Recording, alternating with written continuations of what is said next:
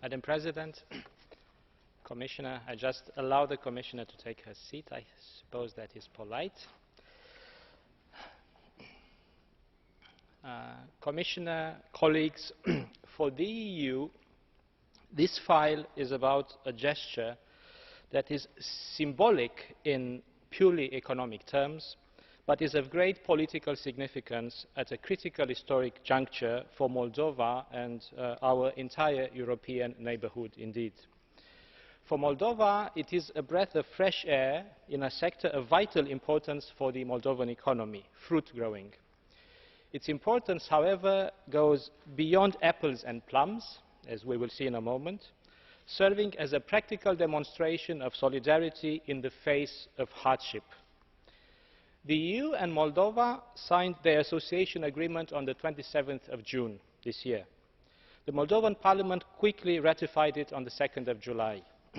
As by coincidence, shortly thereafter, an import ban was imposed by Russia on agricultural products from Moldova. On the 7th of August, Russia also imposed a ban on food imports from the EU itself in the context of the Ukrainian crisis, which of course is linked to the wider question of our Eastern Neighbourhood. The root of the problem lies in the fact that Russia is seeing itself, of course wrongly, as the object of some sort of geopolitical plot by the Western world. It is a conflict generated by a dramatic clash of worldviews. It is the 19th century fighting the 21st century. Blood, invasion from within, propaganda, lies and apples became the ingredients of a very strange new form of warfare.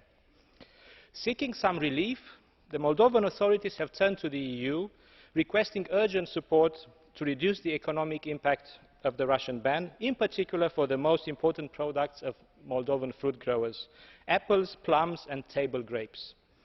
The Commission decided to respond positively. The Council agreed, and I hope we, the Parliament, will also give our blessing this week.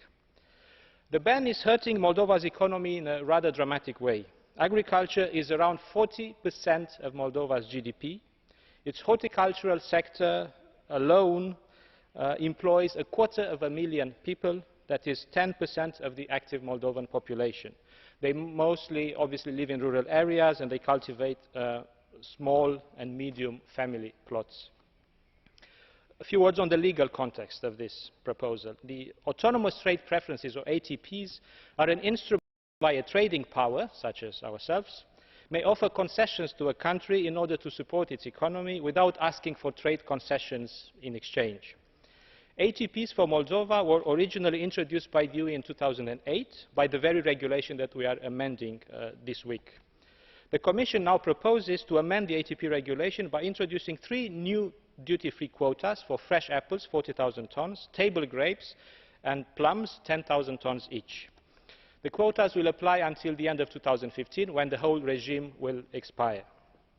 The quotas for the 3 products concerned are extremely limited in volume compared to the potentially competing EU production.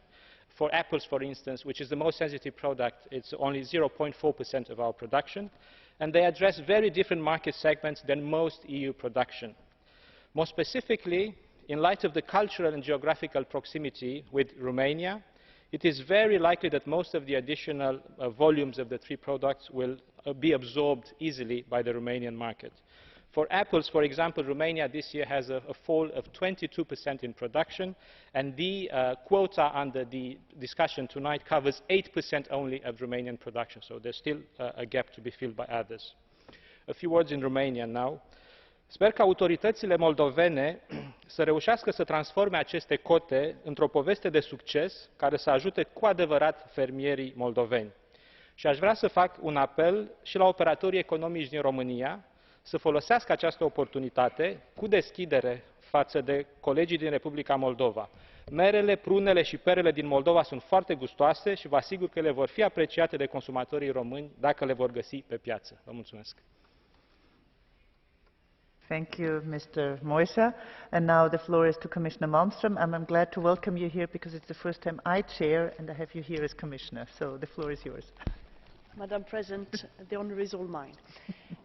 Ladies and gentlemen, honourable members of Parliament, Whereas the current focus in the media very much turns around the event. Und zum Schluss hat nun noch einmal der Berichterstatter, Herr Sorin Moisa, das Wort. Yes, thank you, Chair. I would like also to thank the Commissioner and her services for their hard and quick work on this file.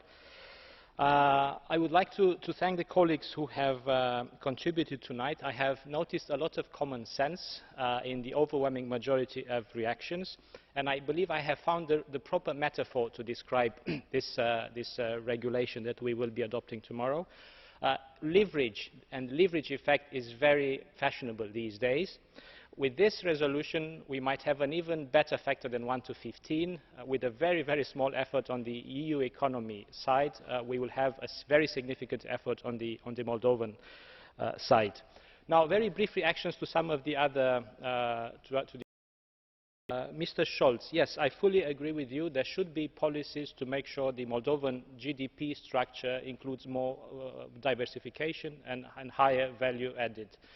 I hope the association, and I'm personally convinced that the association agreement as well will be an important instrument in providing for that, also by means of FDIs that will be able to reap the benefits of the huge single market.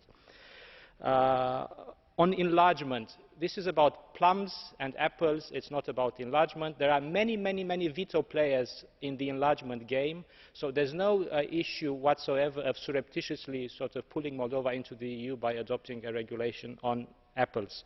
That said, it's a free world, and the Moldovans are free to want to join Europe, and political actors and civil society actors in Europe are free to support their choice, and we will have a political democratic process. Monsieur Schaufhauser, bon, on blâme la victime pour le viol.